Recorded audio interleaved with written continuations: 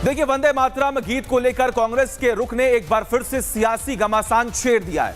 कांग्रेस 1937 के फैसले का हवाला देकर सिर्फ 2 छंदों पर कायम है।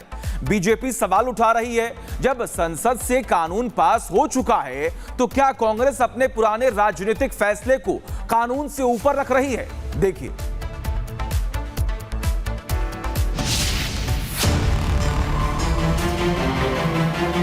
हमारा स्टैंड वेरी क्लियर है। 1937 का resolution, topmost leadership of that point of time decided that whatever the decision they took we will abide that decision. Congress party ने मुस्लिम अपीसमेंट के लिए वंदे मातरम के 2 टुकड़े कर देश के विभाजन की नींव डाली थी। क्या आजादी के इतने साल बाद भी हमारे राष्ट्रीय प्रतीकों पर सियासत खत्म नहीं होगी? वंदे मातरम पर कांग्रेस का फैसला आया तो बीजेपी ने सवालों की ऐसी बौछार की जिसने पुराने इतिहास से लेकर आज की राजनीति तक सबको कटघरे मिला दिया। गृह मंत्री अमित शाह ने वंदे मातरम पर कांग्रेस के फैसले को भारत को तोड़ने वाला बता दिया। 1937 में कांग्रेस पार्टी ने मुस्लिम अपीसमेंट के लिए वंदे मातरम के 2 टुकड़े कर देश के विभाजन की नींव डाली थी और वहीं से 2 राष्ट्र के सिद्धांत को ताकत मिली थी और अंततोगत्वा देश का विभाजन हुआ और पाकिस्तान का जन्म हुआ। आजादी के 80 साल बाद अब नरेंद्र मोदी सरकार ने वंदे मातरम को राष्ट्रीय गीत का दर्जा देकर राष्ट्रीय एकता को मजबूत करने का प्रयास किया तो कांग्रेस नेताओं का विरोध न सिर्फ देश की एकता तोड़ने जैसा है, बल्कि कांग्रेस का ये निर्णय उसकी तुष्टीकरण की राजनीति और लाखों शहीदों का अपमान है। कांग्रेस का ये निर्णय केवल और केवल इनकी घोर तुष्टीकरण की नीति की पुष्टि करता है।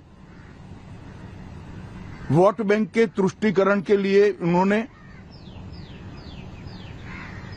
स्वर्गीय बंकिम बाबू के इस अमर कृति का न केवल अपमान किया है, वो लाखों शहीदों का भी अपमान किया है जो वंदे मातरम का नारा लगाते लगाते देश की आजादी के लिए फांसी पर चढ़ गए। अमित शाह ने कांग्रेस के इस फैसले की निंदा करते हुए देश की जनता से आवाज मुखर करने की अपील की। अमित शाह ने 2 टुक कहा, जो कांग्रेस की जिस गलती की वजह से देश के 2 टुकड़े हुए थे, आज फिर कांग्रेस वही गलती दोहराने जा रही है। मुझे तो बड़ा आश्चर्य है, श्री राहुल गांधी की नेतृत्व में कांग्रेस पार्टी फिर एक बार इस देश में तुष्टीकरण की राजनीति को पुरजोश तरीके से आगे बढ़ा रही है। मैं देश की जनता को अपील करना चाहता हूं कि एक बार इस देश ने गलती करी थी वंदे मातरम के 2 टुकड़े होने देने की और एक गलती के गंभीर परिणाम हमने भुगते हैं।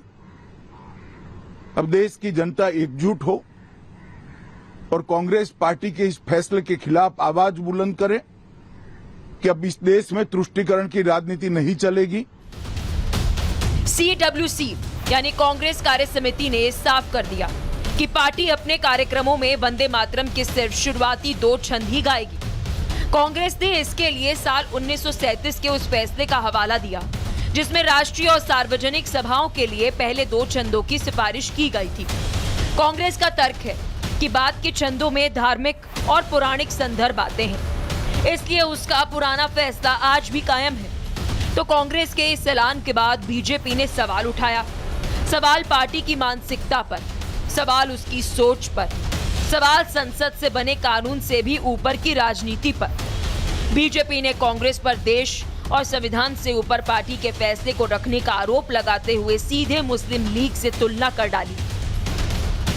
हमारा स्टैंड वेरी क्लियर है। 1937 का resolution, Mahatma Gandhi ji, Pandit Jawaharlal Nehru ji, Rabindranath Tagore ji, Subhash Chandra Bose ji, this type of Sardar Patel ji, this type of topmost leadership of that point of time decided that whatever the decision they took we will abide that decisions। देखिए, कांग्रेस के चेहरे बेनकाब हो गए। ये कांग्रेस वंदे मातरम का विरोध नहीं कर रहा, ये कांग्रेस भारत का विरोध कर रहा, क्योंकि ये कांग्रेस गांधी जी का कांग्रेस नहीं है, ये सोनिया गांधी का कांग्रेस है, राहुल गांधी का कांग्रेस है। जब वंदे मातरम राष्ट्र की पहचान और सम्मान से जुड़ा प्रतीक है, तो क्या दशकों पुराने राजनीतिक फैसले और आज की संवैधानिक व्यवस्था आमने सामने खड़ी की जाएगी? एक तरफ कांग्रेस 1937 की परंपरा का हवाला दे रही है, दूसरी तरफ बीजेपी पूछ रही है देश पहले या पार्टी का पुराना प्रस्ताव। और इसी सवाल ने वंदे मातरम को एक बार फिर सियासत के केंद्र में ला खड़ा कर दिया। और साथ ही कांग्रेस से भी सवाल पूछा जा रहा है कि जब देश को एकजुट होने की जरूरत है, तब कांग्रेस पार्टी अपनी पुरानी राजनीतिक मजबूरियों और तुष्टीकरण की लीक से बाहर क्यों नहीं निकल पा रही? Bureau report, Republic Bharat.